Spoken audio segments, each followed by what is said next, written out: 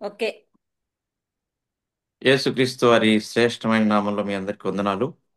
మళ్ళీ మరొకసారి దేవుడు మనకిస్తున్నటువంటి ఈ ప్రార్థనా సమయాన్ని బట్టి యేసుక్రీస్తు ప్రభు వారికి వందనాలు తెలియజేస్తుంటాను. ఈరోజు ప్రార్థనకు సహాయపడే విధంగా దానియేలు గ్రంథము 6వ అధ్యాయము 10వ వచనం చదువుకుందామండి. దానియేలు గ్రంథము 6వ అధ్యాయము 10వ వచనం. ఇట్టి శాసనం సంతకం చేయబడినని దానియేలు తెలుసుకొనెను. అతడు తన ఇంటికి వెళ్ళి యథాప్రకారంగా అనుదినము ముమ్మారు మోకాలుని తన ఇంటి పైగది కిటికీలు యెరూషలేము తట్టునకు తెరవబడి ఉండగా తన దేవునికి ప్రార్థన చేయుచు ఆయనను స్తుతించుచు వచ్చెను. చిన్న ప్రార్థన చేసుకుందామండి. పరిశుద్ధమైనటువంటి తండ్రి, మీ యొక్క శ్రేష్టమైనటువంటి నామానికి వందనాలు స్తోత్రాలు చెల్లించుకుంటున్నాం. దేవా, ఈ యొక్క ప్రార్థన సమయాన్ని మా అందరికి ఇచ్చారు. దేవా, మరి అయోగ్యుడైనటువంటి నన్ను మీరు జ్ఞాపకం చేసుకున్నారు, మీకు స్తోత్రాలు. దేవా, మీ శిల్వ చాటును మరుగు చేసుకొని మీ అమూల్యమైనటువంటి మాటలు మా అందరికి అనుగ్రహించమని యేసుక్రీస్తు నామములో అడిగి వేడుకుంటున్నాను మా తండ్రి. ఆమెన్. ప్రియమైనటువంటి దేవుని బిడ్డలారా, ఇక్కడ దానియేలు ఓ ప్రార్థన గురించి మనం ఈరోజు కొన్ని నిమిషాలు ధ్యానిద్దాం. ఇక్కడ దర్యావేషు అనే రాజు కాలంలో ఓ సంఘటన జరిగింది. అదేంటంటే 30 రోజుల పాటు ప్రార్థన అంటే దేవునికి ప్రార్థన చేయకూడదు. దర్యావేషుకే ఆ ఏదైనా సమస్య ఉన్నా చెప్పుకోవాలనేటటువంటి ఒక ఆజ్ఞ వాళ్ళు సృష్టించారు. దానికంటే ముందుగా 120 దేశాలకు ప్రధానులను అధిపతులను నియమించినటువంటి దర్యావేషు ముగ్గురిని ప్రధానులుగా, ఆ దేశం 120 మంది అధిపతులకు ప్రధానులుగా ముగ్గురు నిర్ణయిస్తే ఆ నియమించినటువంటి ముగ్గురులో దానియేలు ముఖ్యుడు. కానీ ఆయనకున్నటువంటి మంచి స్వభావాన్ని బట్టి, మంచి నీతిని బట్టి, మంచి యథార్థతను బట్టి, ఆయనను బట్టి దర్యావేషు ఏమనుకుంటాడంటే ఈ రాజ్యం అంతటి మీద ఈయనను అధికారిగా ప్రకటించాలనేటటువంటి ఆలోచన చేస్తాడు. దానిని బట్టి వాళ్ళు అధిపతులు, ప్రధానులు వాళ్ళంతా ఏం చేస్తారంటే దానియేలును ఏ విధంగా అయినా గాని ప్రధానినిగా చేయకూడదు, లేకపోతే ఆయనకు పవర్ ఇప్పించకూడదు అనేటటువంటి ఉద్దేశంతో వాళ్ళు ఏం చేస్తారంటే దానియేలు ఏ విధంగా తప్పు చేయకుండా ఉంటాడు కాబట్టి ఆయనను తప్పు పట్టాలంటే మనం ఆయన దేవుని యొక్క విషయంలో మాత్రమే తప్పు పట్టగలం కాబట్టి అతనిని ఏ విధంగానైనా సమస్యలోనికి నెట్టివేద్దాం అనేటటువంటి ఒక కుతంత్రమైనటువంటి ఉపాయం పన్ని ఏం చేస్తారంటే దర్యావేషు దగ్గరికి వచ్చి, రాజా రాజా, మనం 30 రోజుల వరకు ఏం చేస్తామంటే ఎవ్వరు కూడా మీ దగ్గర తప్ప ఏ దేవునికి కానీ ఏ మానవునికి కానీ ఏ సమస్యను విన్నవించుకోవద్దు, ప్రార్థన చేయకూడదు, ఆరాధించకూడదు అనేటటువంటి ఒక ఆజ్ఞను వాళ్ళు తీసుకొని రావడం జరుగుతుంది. ఈ విషయము దానియేలుకు తెలుస్తుంది. అయినా గాని ఆయన ఏం చేస్తాడు, ముమ్మారు యెరూషలేము కిటికీలు తట్టు కిటికీలు ఓపెన్ చేసి ప్రార్థన చేసుకుంటున్నాడు. పొద్దున, మధ్యాహ్నం, సాయంత్రం. ఇక్కడనే కదా ఆయనను పట్టుకోవడానికి అవకాశం ఉందని, ఇదిగో రాజా, మీరు ఆజ్ఞ ఇచ్చారు కదా, 30 రోజుల వరకు ఎవ్వడు కూడా మీ దగ్గర కాకుండా ఎవ్వరికి కూడా ప్రార్థన చేయకూడదు, మొక్కకూడదు, చెప్పకూడదు, విషయాలు మీకే విన్నవించుకోవాలనేటటువంటి ఉద్దేశాన్ని మీరు ఆజ్ఞగా చేశారు కాబట్టి దానిని మితిమీరినటువంటి ఒక వ్యక్తి ఉన్నాడు, అతని పేరు దానియేలు అని ఆయన మీద కంప్లైంట్ తీసుకొని వెళ్తారు. అప్పటికే ఆజ్ఞ ఇచ్చింటాడు కాబట్టి ఆయన చాలా మదన పడిపోతాడు, బాధపడిపోతాడు. ఎలాగైనా ఈయన రక్షించాలనే ప్రయత్నం చేస్తాడు కానీ ఆజ్ఞ ఉంది కాబట్టి ఆయనను ఏం చేస్తాడు, రక్షించలేకపోతాడు. కానీ ఆయన ఆ సింహబోన్లో వేయడానికి ముందుగా ఆయన ఏం చెప్తాడంటే, రాజు, "న్- నీవు సేవించుచున్నా నీ దేవుడే నిన్ను రక్షిస్తాడు" అని, ఆయన దేవుని మీద ఆయనకు నమ్మకం ఉంటుంది కాబట్టి ఆ మాటను చెప్పేస్తాడు. మంట్రోతులు వెళ్ళి సింహపు బోన్లో వేసేసి ఒక బండరాయిని బయటికి రాకుండా వేసేస్తారు. ఈ రాజుగారికి నిద్ర పట్టదు. ఏమైపోయినాడో పాపం, నీతిమంతుడు, యథార్థవంతుడు, పరిశుద్ధమైనటువంటి జీవితాన్ని జీవించేవాడు, ఈ రాజ్యంలో చాలా సిన్సియర్ ఆఫీసరు అనేటటువంటి ఆ ఉద్దేశం ఆయనకు తెలుసు. మనుషుల ప్రవర్తన మనం ఎక్కడున్నా గానీ, మన పరిస్థితులు, మన చుట్టుపక్కల ఉన్న వారికి మన బిహేవియరు, మన మాటలు, మన యొక్క ఆలోచనలు, మనం ఏ విధంగా జేస్తాం, ఏ విధంగా మనం మాట్లాడతాం, ఏ విధంగా మనం పరిపాలిస్తాం, లేకపోతే ఆఫీస్‌లో ఉంటాం అనే విషయాలు మన చుట్టుపక్కల వారికి చాలా క్లియర్‌గా తెలుస్తాయి. ఆ విషయాన్ని రాజుగారు తెలుసుకున్నాడు గాబట్టి, ఈయన నీతిమంతుడు, ఈయన పరిశుద్ధుడు, ఖచ్చితంగా ఈయన దేవుడు, పరిశుద్ధుడు అనేటటువంటి నమ్మకం ఆయనలో ఉంటుంది గానీ, దేవుడిని నమ్మడు. యెహోవా దేవుడిని నమ్మడు. కానీ నమ్మకం మాత్రం ఉంటుంది. ఈయన ఖచ్చితంగా మంచి జీవం కలిగిన దేవుడిని సేవిస్తున్నాడు అనేటటువంటి విషయం మాత్రమే గమనించాడు. ఆ విధంగా సింహబోన్లో వేశారు. ఈయనకు నైటంతా నిద్ర రావట్లే. తెల్లవారుజామున చీకట్లోనే ఆ గుహ దగ్గరికొచ్చేసినాడు. గుహ దగ్గరికొచ్చేసి దానియేలుని పిలుస్తా ఉన్నాడు. దానియేలు అని పిలిస్తే అప్పుడు ఆయన అన్నాడనమాట. "నీవు సేవించున్న దేవుడు నిన్ను రక్షించగలిగినాడంటే, నువ్వన్నట్టే రాజా, నా దేవుడు నన్ను రక్షించాడంటే, ఆయన అత్యానంద భరితుడైపోయి, ఆయనను బయటికి తీసుకొని వచ్చి, ఎవరైతే ఈయన మీద నేరారోపణ చేశారో, ఎవరైతే ఈయన మీద కంప్లెయింట్ చేశారో, వారిని, వారి పిల్లలను, వారి భార్యలను అందరిని కూడా ఏం చేసినారు? సింహబోన్లో వేశారు. అంటే ప్రియమైనటువంటి దేవుని బిడ్డలారా, ప్రార్థనా జీవితం ఎంత ప్రాముఖ్యమైనటువంటిదంటే, మన జీవితాల్లో అనేకమైనటువంటి గొప్ప కార్యాలు ఏ విధంగా జరుగుతున్నాయంటే, ప్రార్థన ద్వారా. మనం దేవుని యందు విశ్వాసం ఉంచాము. ఆ దినాల్లో యెహోవా దేవుడు ఆయన దానియేలును రక్షించాడు. అదే దేవుడు యేసుక్రీస్తుగా ఈ లోకానికొచ్చి తనను తాను బయలుపరుచుకున్నాడు. ఇప్పుడు ప్రతి మానవుడు యేసుక్రీస్తు ద్వారా తండ్రి అయిన దేవునికి పిటిషన్సు ఇచ్చుకోవాలి. ఆయనకు చెప్పుకోవాలి. యేసుక్రీస్తు నామం ద్వారా, యేసుక్రీస్తు ద్వారా మనం అడిగినప్పుడు ఆయన మన అవసరతలు, అక్కర్లన్నీ తీర్చడానికి ఆయన ఇష్టపడుతున్నాడు. ఇక్కడ దానియేలు ముమ్మారుగా చేయడానికి ప్రార్థన ఏందంటే, ఈ యూదులలో ఒక ఆచారం ఉంది. ఆచారం ఏందంటే, వాళ్ళు ప్రతిరోజు 3 సార్లు దేవుణ్ణి ప్రార్థన జేయాల. దేవుడిని ఆరాధించాలి. దేవునికి ప్రార్థన జేయాలి. మనం కీర్తనల గ్రంథం 55వ అధ్యాయము 17వ వచనంలో ఉంటుందనమాట. సాయంకాలం, మధ్యాహ్నం, ఈవినింగ్ కూడా వాళ్ళు ఏం జేస్తారు? ప్రార్థన జేస్తా ఉంటారు. దావీదు రాస్తాడు ఆ మాటలు ఒకసారి చూద్దాం. కీర్తనల గ్రంథము 55వ అధ్యాయము 17వ వచనం. సాయంకాలమున, ఉదయమున, మధ్యాహ్నమున నేను ధ్యానించుచు మొరపెట్టుకొందును. ఆయన నా ప్రార్థన ఆలకించును. మనం ఈ దినాల్లో ప్రార్థన గురించి ఏదో చేసుకుంటే చేసుకుంటాము, లేకపోతే లేదన్నట్టుగా ఉంటున్నది పరిస్థితి. కానీ మన జీవితంలో మొదటిగా ఉదయం లేయగానే ప్రార్థనతో మన జీవితాన్ని ప్రారంభించుకోవాలి. మళ్ళీ ఇప్పుడు చూడండి ఈయన 3 సార్లు ప్రార్థన చేసుకుంటున్నాడు. మనం కనీసం పొద్దున, సాయంత్రం అన్నా చేసుకుంటున్నామా అనే విషయాన్ని మనం ఎరుకలోకి తెచ్చుకోవాలి. దావీదు ఆ కన్సిస్టెన్సీ ప్రేయర్ కలిగి ఉండడం వల్ల ఆయన సమస్యలో ఉన్నప్పుడు ఎవ్వరు ఆయనకు తోడుగా లేరు. ఎవ్వరు ఆయనను ఆదరించలేదు. ఎవ్వరు ఆయనను కాపాడలేదు కానీ సజీవుడైనటువంటి దేవుడు ఆయనను రక్షించాడు. ప్రియమైనటువంటి దేవుని సంగమా, దేవుని బిడ్డలారా, మనం ప్రార్థన చేస్తున్నప్పుడు దేవుడు ఖచ్చితంగా వింటాడు. ఆయన మనల్ని చూస్తా ఉన్నాడు.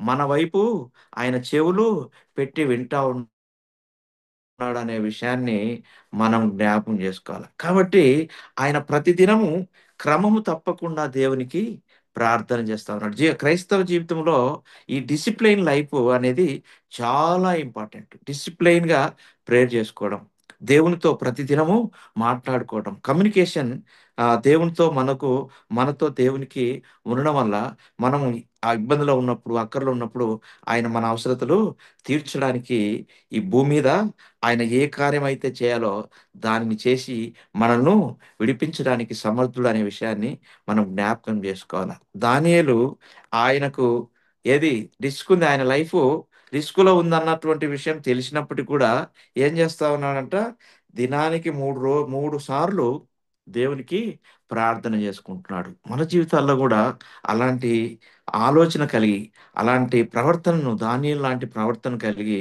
ఆయన ఏ విధంగా అయితే అవలంబించాడో ప్రార్థన జీవితాన్ని, ఏ విధమైనటువంటి కన్సిస్టెన్సీ, నిలకడైనటువంటి ప్రార్థన జీవితం, క్రమశిక్షణ అయినటువంటి ప్రార్థన జీవితం, భక్తి కలిగినటువంటి ప్రార్థన జీవితం. ఈ 3 ఆయన జీవితంలో ఉన్నాయి గాబట్టే దేవుడు ఆయనను రక్షించాడు. ప్రియమైనటువంటి దేవుని బిడ్డలారా, దేవుడు అనేక పర్యాయాలు మన జీవితాల్లో అనేకమైనటువంటి అద్భుతాలు చేస్తూనే ఉన్నాడు. కానీ దేవుని విషయంలో మన యొక్క ప్రవర్తన, మన యొక్క యాటిట్యూడ్ ఎలా ఉంది? దేవునికి మనం ఎన్నిసార్లు మాట్లాడుతా ఉన్నాం? దేవునితో ఎన్నిసార్లు మన సమస్య గురించి చెప్పుకుంటా ఉన్నాం? దేవుని ఎన్నిసార్లు మనము స్తుతిస్తా ఉంటున్నాం? ఆయన ప్రార్థన చేయుచు ఆయనను స్తుతిస్తా ఉన్నాడు. మన జీవితంలో ఈ జీవితంలో అంతా గూడా మనం పనిలో ఉన్నా, ఆటలో ఉన్నా, పాటలో ఉన్నా, ఎక్కడున్నా గానీ మన యొక్క శరీరాన్ని, ఆత్మను ఆయనకు అప్పగించుకొని, ప్రభువా ఈ జీవితం నాకిచ్చావు. ఈ దినాన్ని నాకిచ్చావు. ఈ ఆస్తి నాకిచ్చావు. ఈ పిల్లలు నాకిచ్చావు. ఈ యొక్క అధికారాన్ని నాకిచ్చావని ఆయన దానియేలు ఏ విధంగా అయితే ఆ అధికారాన్ని బట్టి, ఆయనకున్నటువంటి స్టేటస్‌ని బట్టి కాకుండా, నా దేవుడు నాకిచ్చాడు. ఇప్పుడు మనకున్నటువంటి ఈ యొక్క ఘనత గాని, ఈ యొక్క వైభవం గాని అంతా గూడా యేసుక్రీస్తు ప్రభువారు మనకిచ్చినటువంటిదే అనే విషయాన్ని మనం జ్ఞాపకం జేసుకోవాల. కాబట్టి దానియేలు జీవితంలో ఉన్నటువంటి ప్రార్థన మన జీవితాల్లో గూడా ఉంటే, మన కుటుంబాలు ఎంతగానో దీవించబడతాయి. మన సమస్యలలో ఆయన మంచి ఉపాయాన్ని మనకు అనుగ్రహించి, మనం ఎటువైపులో ఏ స్థితిలో ఉన్నా, ఎవరికీ కనబడకున్నా, ఎవరు మనల్ని అర్థం చేసుకోకుండా ఉన్నప్పటికీ, దేవుడు మాత్రమే అర్థం చేసుకోగలడు. కాబట్టి ప్రతి సమస్యను, ప్రతి ఇబ్బందిని ఆయనకు ప్రార్థన ద్వారా మనము విన్నవించుకున్నప్పుడు, ఆయన తగిన సమయంలో మన ప్రార్థనలకు జవాబును అనుగ్రహిస్తాడు. ఇక్కడ చూడండి, ఇన్‌స్టంట్‌గా ఆయనను కాపాడాడు. కొన్నిసార్లు ప్రార్థన చేస్తే చాలా సంవత్సరాలకు జవాబొస్తది. వెయిట్ చేయాలంటాడు. దేవుని యొక్క ఆలోచన అంటే మనల్ని మనం సరిచేసుకుంటూ దేవుని మీద ఇంకా ఆధారపడే విధంగా ఆయన ఏం చేస్తారంటే కొన్నిసార్లు ప్రార్థనకు డిలేడ్‌గా ఆన్సర్ ఇస్తాడు. మనం ఆ విషయాన్ని జ్ఞాపకం చేసుకోవాలి. దేవుడు ఎందుకు నా ప్రార్థన ఆలకించలేదు అని మనం కొన్నిసార్లు నెగెటివ్‌గా ఆలోచన చేస్తే దేవుడు మనకు ఒక మంచి తలంపు అనుగ్రహిస్తా ఉన్నాడు. ఆయన ఆలస్యము మన జీవితాల్లో ఒక గొప్ప దీవెనను అనుకరించడానికి, ఒక ఆశీర్వాదాన్ని అనుకరించడానికి, ఒక మేలును అనుకరించడానికి దాని వెనకాల ఆయన అదృశ్యమైనటువంటి దీవెనకరమైనటువంటి, ఆశీర్వాదకరమైనటువంటి ఆలోచన మన జీవితాల్లో ఉండాలని ఆయన ఇష్టపడుతున్నాడు గాబట్టి, కొన్ని సందర్భాల్లో మన ప్రార్థనలకు జవాబు లేట్‌గా వస్తుంది. అయినా గాని మనం ఏం జేయాలంటే, నిలకడైనటువంటి ప్రార్థన జీవితాన్ని, నిలకడైనటువంటి భక్తి జీవితాన్ని, నిలకడైనటువంటి మన విశ్వాస జీవితాన్ని కొనసాగిస్తూ ఈ లోకంలో జీవించాలి. మనం మన కోసమే ప్రార్థన చేసుకుంటూ ఉపయోగం లేదండి. మన కుటుంబం కోసం ప్రార్థన చేసుకోవాలి. యోబు ప్రతిదినము వారి బిడ్డల కోసము, కుమారుల కోసం ప్రార్థన చేసుకుంటా ఉన్నాడు. మనం కూడా అలాగా కుటుంబం కోసం, మన కోసం చేస్తూ ఇతరుల కోసం ప్రార్థన చేసే వారంగా ఉండాలి. ఇతరుల కోసము మనం జీవిస్తా ఉన్నాం ఈ లోకంలో. ఇతరులను మా దేవుని వైపు రప్పించడానికి, యేసుక్రీస్తు పరిచయం చేయడానికి ఆయన నిన్ను, నన్ను భూమి మీద ఉంచాడు అనేటటువంటి ఈ ఆలోచనను మనము జ్ఞాపకం చేసుకుంటూ, దేవునికి ఈ రాత్రికాల సమయంలో మనం అనేకమైనటువంటి విషయాలు చెప్పుకోవడానికి వచ్చాము. ఆ ప్రార్థనలో భాగంగా దానియేలును మనం ధ్యానిస్తా ఉన్నాం. దానియేలు 3 సార్లు ప్రార్థన చేస్తా ఉన్నాడు. మనం 3 సార్లు కాదు, ఇంకా ఎక్కువ సార్లయినా చేసుకోవచ్చు. ఎప్పుడు అవకాశం దొరికితే అప్పుడు ప్రార్థన చేసుకోవచ్చు. అంటే ఇవన్నీ కూడా ఆయనేమో ఒక భక్తి, విశ్వాసము నిలకడైనటువంటి ఒక ట్రెడిషన్‌లో వెళ్ళాడు. మన జీవితాల్లో ఇంకా కొంచెం ఎక్కువగా ప్రార్థన చేసుకుంటే ఏమన్నా ఇబ్బందయితుందా? ఏం కాదు గదా! కాబట్టి మనకు దేవుడు ఆయన యొక్క ఆశీర్వాదాలు, ఆయన యొక్క ఆలోచనలు మనకు ఇవ్వాలి అంటే, ఆయన ప్రొటెక్షన్ మనకు కలగాలంటే, మన ప్రార్థనా జీవితం నిలకడగా ఉంటే, దేవుని యొక్క అద్భుతమైనటువంటి కార్యాలు మనం చూస్తాం. అది ఎలా రక్షిస్తాడు?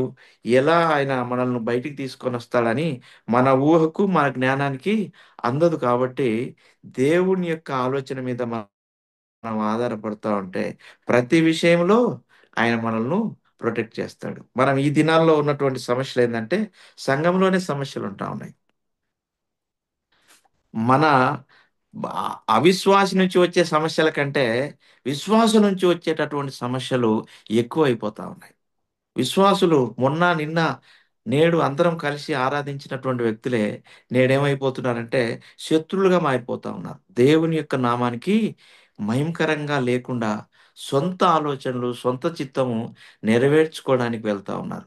మనం ప్రార్థన చేయాల్సిందేందంటే సంఘంలో ఉన్నవారి కోసము, సంఘంలో లేని వారి కోసము, బయట దేవుని కొరకు నిలబడుతూ పడిపోయిన వాళ్ళు కొంతమంది ఉన్నారు. నిలబడుతూ ప్రాణాలను అర్పించేటటువంటి వ్యక్తులుగా ఉన్నారు. వారి కుటుంబాల కోసం గూడా మనం ప్రార్థన చేస్తూ, యేసుక్రీస్తులో మనం బలపడుతూ, ఇతరులను రక్షించేటటువంటి వ్యక్తులుగా ఉండాలి. మన కోసము ఇంతకుముందు ఎవరో ఉపవాస ప్రార్థన ఉండి చేసుంటారు గాబట్టే, మనం యేసుక్రీస్తులోనికి వచ్చాం. ఆ విషయం మనకేం తెలియదు. ఎంతోమంది కన్నీరు విడిచి, ఉపవాసం ఉండి ప్రార్థన జేసింటారు గాబట్టే, మనమందరం కూడా యేసుక్రీస్తులోనికి వచ్చాం. మనం కూడా అలాంటి ఉపవాస ప్రార్థన కలిగి, వ్యక్తిగతమైన ప్రార్థన, ఉపవాస ప్రార్థన, కుటుంబ ప్రార్థన కలిగి మనం ఈ లోకంలో జీవించాలి. అలా జీవిస్తూ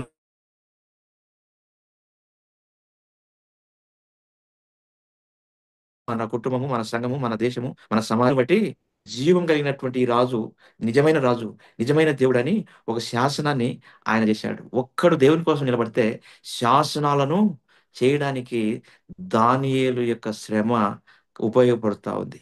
ఆయనను సింహపురంలో వేయకపోతే ఆ శాసనము బయటికొచ్చేది కాదు. ఈయననే నిజమైన దేవుడు, ఈయననే జీవం కలిగిన దేవుడని ఒక రాజు, దర్యావేషు రాజు ఒక ఆజ్ఞను ఇస్తా ఉన్నాడు. ఒక ఆర్డరు ఇస్తా ఉన్నాడు. అంటే మన జీవితాల్లో యేసుక్రీస్తు కోరుకుంటున్నటువంటిదేందంటే, ఈ లోకంలో అనేకమైన చేంజెస్ తీసుకురావడానికి నిన్ను, నన్ను ఉపయోగించుకోవాలని ఆయన ఆశపడుతున్నాడు. అందులో భాగంగా మన ప్రార్థన జీవితం, ఆయనతో అంటుకట్టబడినటువంటి జీవితం కన్సిస్టెన్సీగా ఉంటే, దేవుడు అద్భుతమైనటువంటి కార్యాలు మన ద్వారా ఆయన జరిగించాలని ఇష్టపడుతున్నాడు. దానియేలు ద్వారా ఆశ్చర్యమైనటువంటి కార్యాలు ఆ దేశంలో, ఆ రాజ్యంలో కలుగజేశాడు. దేవుడి కొద్ది మాటలు దీవించును గాక. ప్రార్థన చేసుకుందామండి. పరిశుద్ధమైనటువంటి తండ్రి, మీ యొక్క శ్రేష్టమైనటువంటి నామానికి వందనాలు, స్తోత్రాలు. దేవా, మరి దానియేలు యొక్క ప్రార్థనా జీవితం ద్వారా మీరు మా అందరితో మాట్లాడుతూ వచ్చారు. అందుని బట్టి మీకు స్తోత్రాలు. నాయన మరి ఆయన విశ్వాసంతో, భక్తితో, నాయన మరి నిలకడైనటువంటి ప్రార్థనా జీవితంతో ఆయన గొప్ప సమస్యను జయించగలిగాడు. మేము కూడా మా జీవితాల్లో ఉండేటటువంటి అనేక సమస్యలను జయించడానికి ఈ ప్రార్థన ఎంతో ఉపయోగపడుతుందని దానియేలు ద్వారా మీరు మాట్లాడుతూ ఉన్నందుకై మీకు స్తోత్రాలు. చేరువచ్చిన బిడ్డలందరినీ దీవించి ఆశీర్వదించమని యేసు నామములో అడిగి వేడుకొనుచున్నాను మా తండ్రి. ఆమేన్.